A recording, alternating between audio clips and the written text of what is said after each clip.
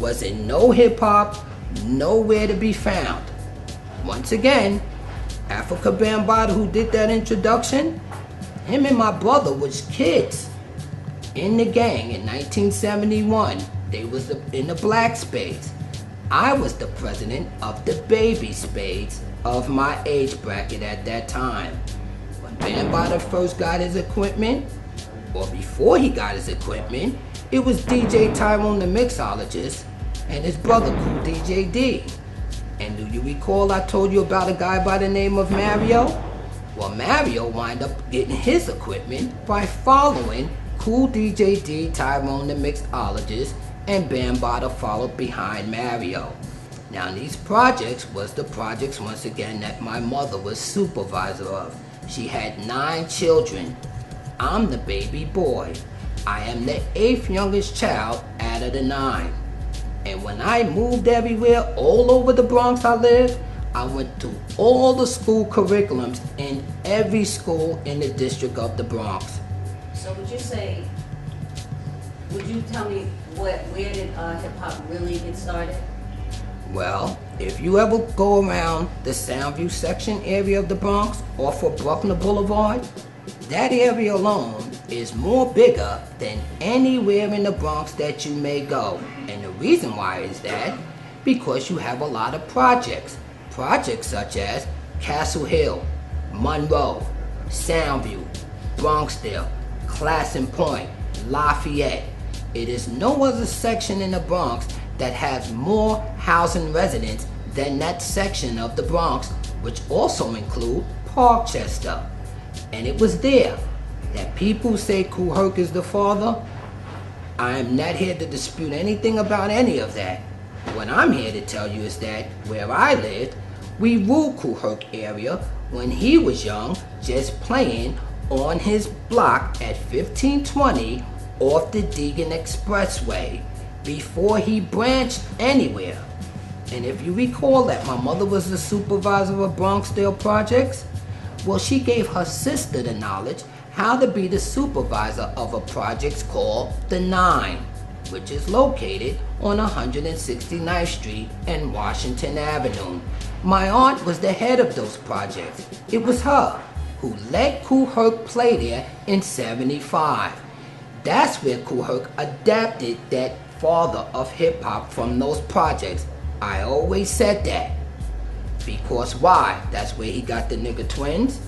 And that's where he was able to branch to reach a more residential vicinity of more people that he was able to draw to the basketball courts right there on the corner of 169th Street and Washington Avenue.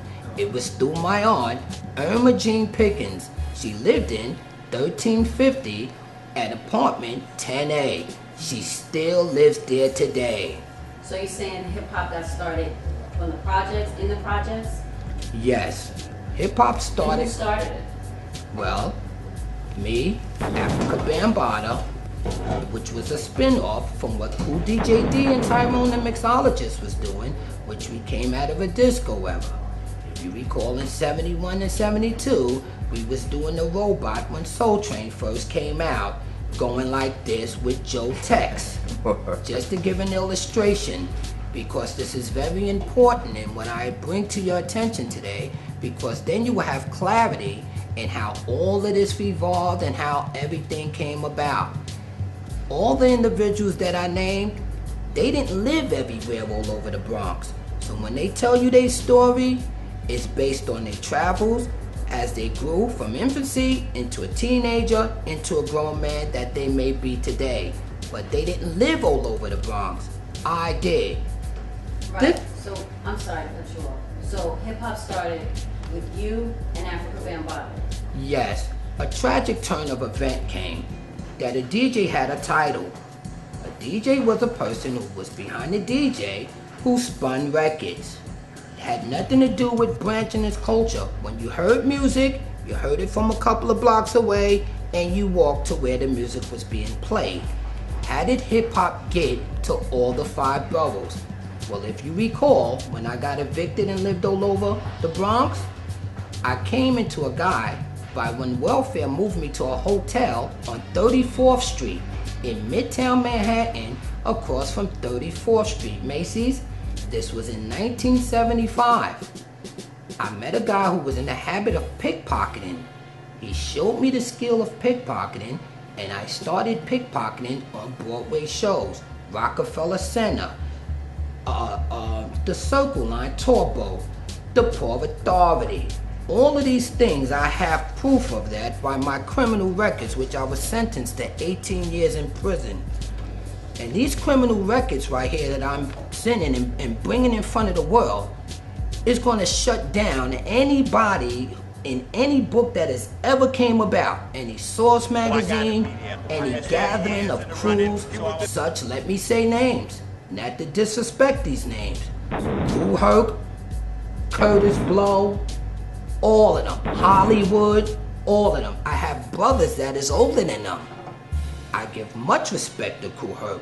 I grew up at the Kool Herc parties, and when I was at his parties, where my aunt lived at, I would go back to my projects and say, we better than him. And by 1978, I battled Kool Herc at the PAL in one of the biggest snowstorms in New York City in 1978 at the PAL on 183rd Street. It was me and Afrika Bambaataa. This was the time that everybody in the whole Bronx wanted to see this battle. And my belief, and with me being known all over the whole Bronx, we smashed him. Because Kool Herc had his time and era, and this is when everything was going out for Kool Herc.